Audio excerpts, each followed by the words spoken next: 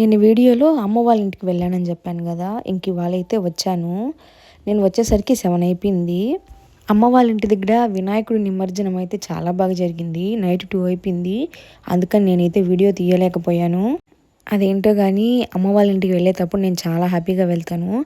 వచ్చేటప్పుడు మాత్రం అదేదో మిస్ అయిపోయానన్న చిన్న వెల్తితో వస్తాను. నాకే కాదులేండి, ప్రతి ఒక్క ఉమెన్కి ఉంటుంది ఆ ఫీల్. మా అమ్మమ్మనైతే నేను చాలా మిస్ అవుతాను. ఎందుకు అంటే మా అమ్మమ్మ నన్ను బాగా చూసుకుంటుంది వెళ్ళినప్పుడు అమ్మ వాళ్ళ ఇంటికి. ఇంకా ఇంటికైతే వచ్చేసాను కదా, ఇంక రాగానే ఇంట్లో పనులన్నీ చేసుకొని అంట్లు అవన్నీ వాష్ చేసుకున్నాను. సింక్లో ఉన్నవి బట్టలు అవన్నీ మడతేసి పెట్టుకున్నాను.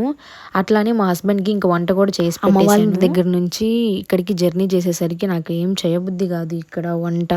కాకుంటే తప్పదు కదా, ఇంకా చెయ్యాలని చెప్పేసి ఓపిక్గా చేసి పెట్టాను. నేను డైట్ స్టార్ట్ చేసినప్పటి నుంచి నైట్ అయితే ఫుడ్ తీసుకోను, ఓన్లీ టిఫిన్ తింటాను. కానీ మా హస్బెండ్ అలా కాదు, నైట్ ఫుడ్ తింటారు. సో అందుకని ఆయన కోసం చెయ్యాలి. అమ్మ వాళ్ళ దగ్గర నుంచే తీసుకొచ్చేదాన్ని. కాకుంటే నేను వచ్చింది ఈవినింగ్ టైం కాబట్టి, సో అక్కడ నుంచి జర్నీ చేసినానని చెప్పి తీసుకురాలేదు.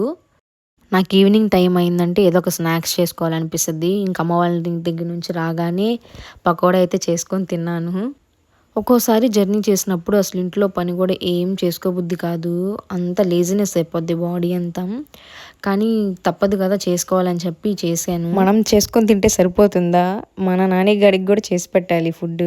సో నాన్ వెజ్ లేనిదే ఫుడ్ తిండనమాట మా నాన్నగాడు. ఇంకా వస్తూ మా హస్బెండ్కి కాల్ చేసి చెప్పాను నాన్ వెజ్ తీసుకురమ్మని చెప్పి నాన్నగాడికి. ఇంకంతే ఈ వీడియో.